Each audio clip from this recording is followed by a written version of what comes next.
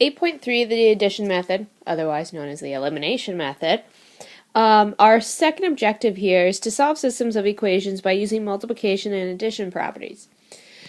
So it's all nice and fun with the elimination/addition method when we can easily cancel out a variable when we have like something similar to x plus y equals 5, x minus y is equal to 1. These two variables easily cancel each other out. What happens when they don't easily cancel each other out? Well, let's look at some examples.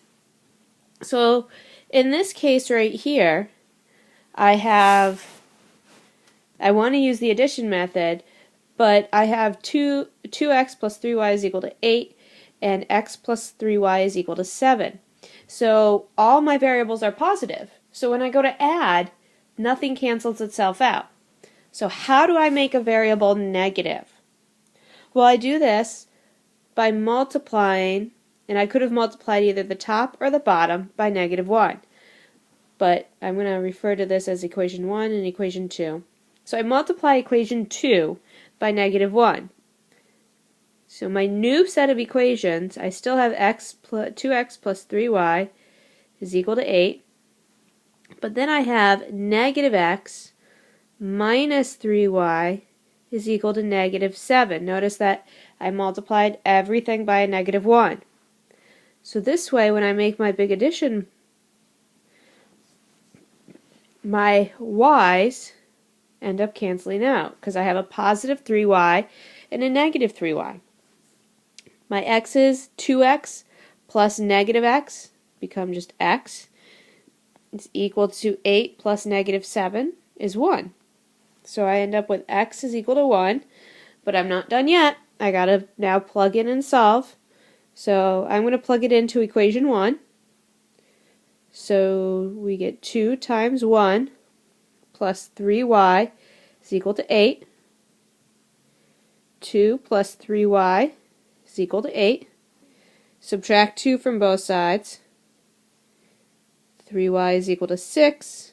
Divide by 3. Y is equal to 2. So I have my point 1, comma 2, and that's the solution to the system up above. So that's the solution to where those two graphs will meet. Let's try this again. We have 3x plus 6y is equal to -6, and 5x minus 2y is equal to 14. I'm going to relabel equation 1 and equation 2. Now, is there anything that I can multiply? My y's as I have them, I have a 6y and a -2y. I think to myself, can I make that -2y? Can I somehow change that so that way it will be a 6?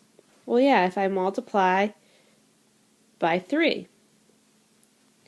So I'm going to keep my first equation.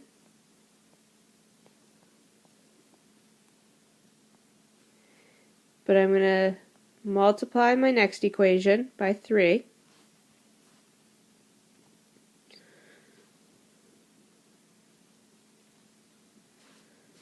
And then a big addition problem. And notice that my y's cancel again. I end up with 18x is equal to 36. X is equal to 2. I'm going to go back and plug into equation 1. 3 times 2 plus 6y is equal to -6. 6 plus 6y is equal to -6. 6y is equal to -12 because I subtracted 6 from both sides. Y is equal to -2. My point is 2 comma -2. That's the solution for that system, and I can plug that back in and check my work to make sure it still works. Let's try another one. Now in this case, I'm looking at it and I think to myself, okay, I have a positive and a negative with my x's. So is there some way that is there something I could do to equation 1 or equation 2 to my x's to make them the same? Well, I can multiply this equation all by 2, and I'll get my 6x. So again, I rewrite that first equation. Sometimes you do have to do something to the first equation. We've just looked out that each time we haven't. 6x plus 8y is equal to 22. Again, a big addition problem. This time my x's cancel. I get 13y, and I don't know why I wrote a plus. We don't need that plus. 13y is equal to 26. Divide by 13, and we end up with y is equal to 2.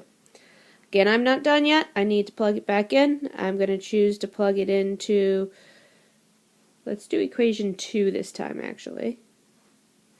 So 3x plus 4 times 2 is equal to 11. 3x plus 8 is equal to 11. 3x is equal to 3. X is equal to 1. So my point is 1, 2. And that's the solution to that set of systems.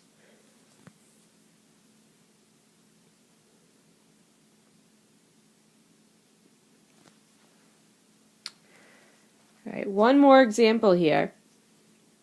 And you notice in this example I have 3x plus 5y is equal to 30, and 5x plus 8y is equal to 49. Now all my values are positive, so I need to have one positive, one negative. When we're canceling out, we need one variable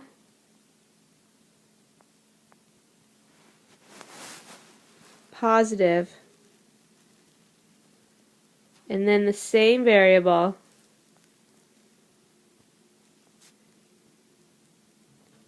negative in the next equation.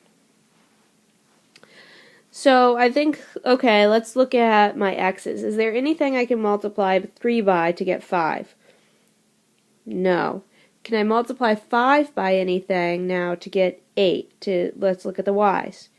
No. So I need to come up with a common multiple, or something that I can multiply each one by to get my greatest common multiple.